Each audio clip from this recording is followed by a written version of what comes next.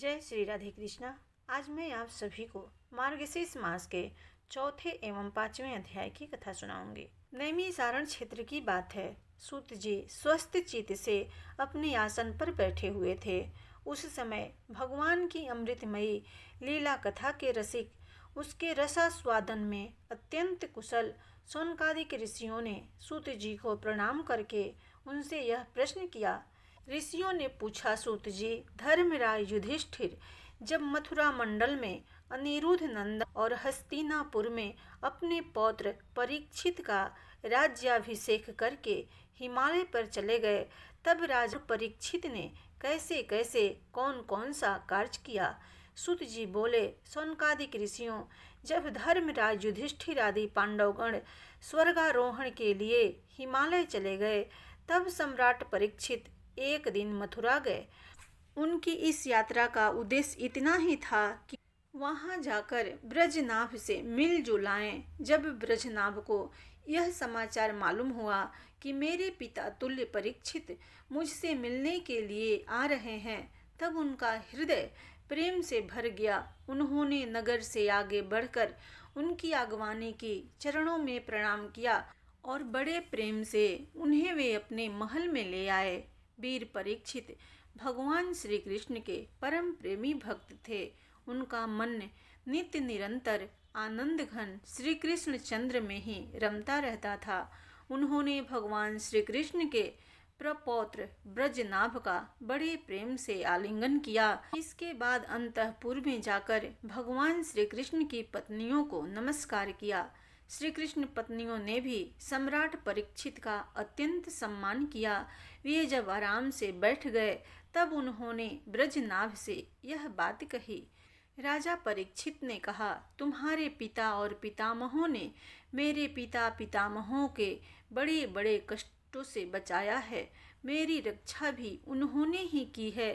ब्रजनाभ बोले, महाराज, आप मुझसे जो कुछ कह रहे हैं वह सर्वथा आपके अनुरूप है।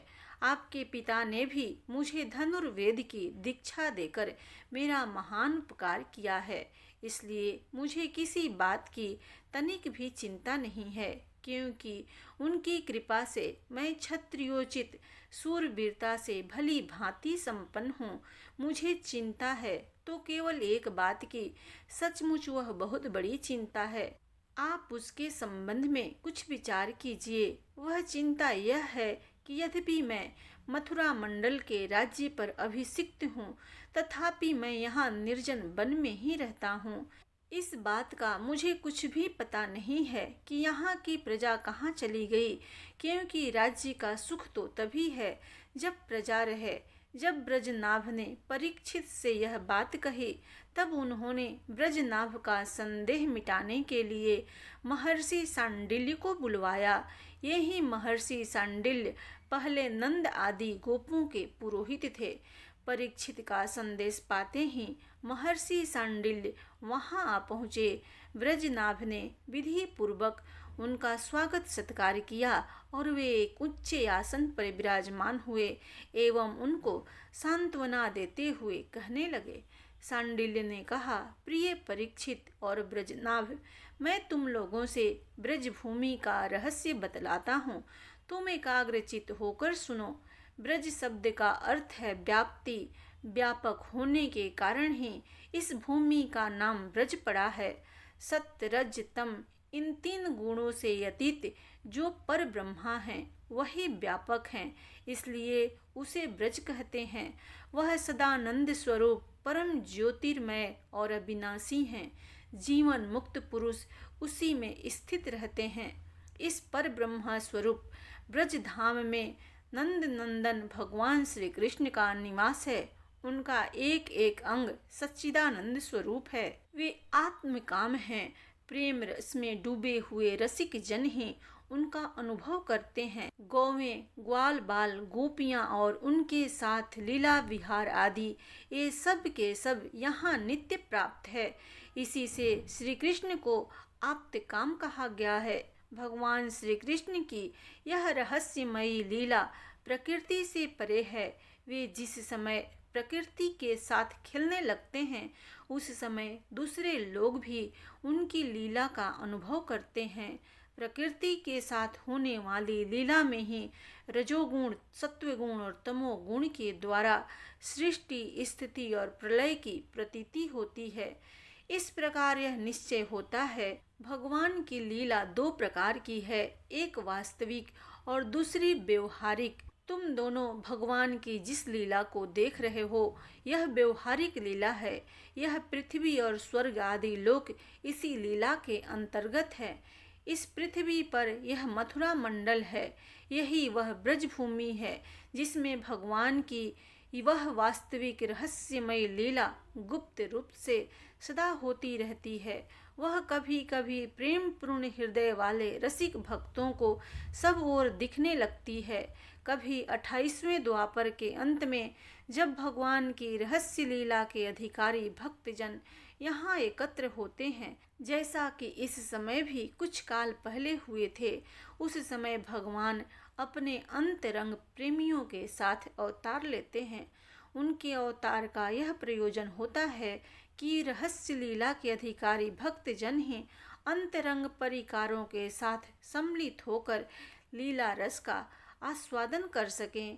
अभी अभी जो अवतार हुआ था, उसमें भगवान अपने सभी प्रेमियों की अभिलाषाएं पूर्ण करके अब अंतर ध्यान हो चुके हैं।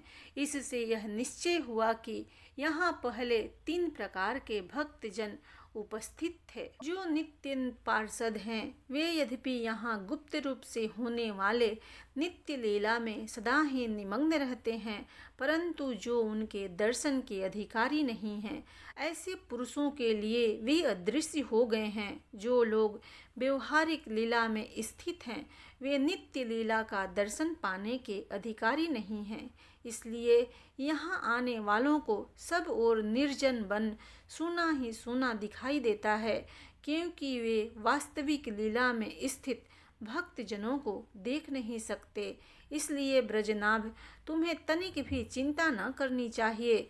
तुम मेरी आज्ञा से यहाँ बहुत से गांव बसाओ, इससे निश्चय ही तुम्हारे मनोरथों की सिद्धि होगी। भगवान श्री कृष्ण ने जहाँ जैसी लीला की है, उसके अनुसार उस स्थान का नाम रखकर तुम अनेकों गांव बसाओ और इस प्रकार परम उत्तम ब्रजभूमि का सम्यक प्रकार से सेवन करते रहो।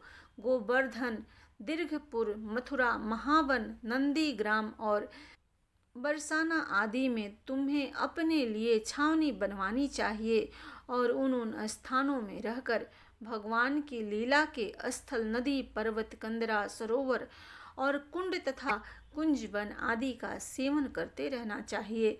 ऐसा करने से तुम्हारे राज्य में प्रजा बहुत ही संपन्न होगी और तुम भी अत्यंत प्रसन्न रहोगे। यह ब्रजभूमि सच्चिदानंदमयी है, इसके कण कण में भगवान श्री कृष्ण रम रहे हैं। अतः तुम्हें हर तरह से प्रयत्न पूर्वक इस भूमि का सेवन करना चाहिए। मैं आशीर्वाद देता हूँ, मेरी कृपा से भगवान की लीला के जितने भी स्थल हैं, सबकी तुम्हें ठीक ठीक पहचान हो जाएगी। ब्रजनाभ, एक और बड़े महत्व की बात बतलाता हूँ। इस ब्रजभूमि का सेवन करते रहने से तुम्हें किसी दिन उद्धव जी मिल जाएंगे। फिर तो अपनी माताओं सहित तुम उन्हीं से इस भूमि का तथा भगवान की लीला का रहस्य भी जान लोगे। मुनिवर सांडिल्य जी उन दोनों को इस प्रकार समझा बुझाकर भगवान श्री कृष्ण का स्मरण करते हुए अपने आश्रम पर चले गए। उनकी बातें सुनकर राजा परीक्षित और ब्रजनाभ दोनों ही बहुत प्रसन्न हुए। सूत जी कहने लगे, महाराज परीक्षित को भगवान श्री कृष्ण ने जीवन दान दिया था, अतः वे उनके पौत्र ब्रजनाभ के लिए क्या नहीं कर सकते थे। अखिल भूमंडल के सम्राट तो वे थे ही, उनकी आज्ञा कौन नहीं मानता। उन्होंने इंद्रप्रस्थ से हजारों बड़े बड़े सेठों को बुलाकर उन्हें मथुरा में रहने की जगह दी। इनके अतिरिक्त मथुरा मंडल के ब्राह्मणों को, जो भगवान के बड़े ही प्रेमी थे, बुलवाया और उन्हें आदर के योग्य समझकर मथुरा नगरी में बसाया। इस प्रकार राजा परीक्षित की सहायता और महर्षि सांडिल्य की कृपा से ब्रजनाभ ने क्रमशः उन सभी स्थानों की खोज की जहाँ भगवान श्री कृष्ण अपने प्रेमी गोप गोपियों के साथ नाना प्रकार की लीलाएं करते थे। लीला स्थलों का ठीक ठीक निश्चय हो जाने पर उन्होंने वहाँ की लीला के अनुसार उस स्थान का नामकरण किया, भगवान के लीला विग्रहों की स्थापना की तथा उन स्थानों पर अनेकों गांव बसाए।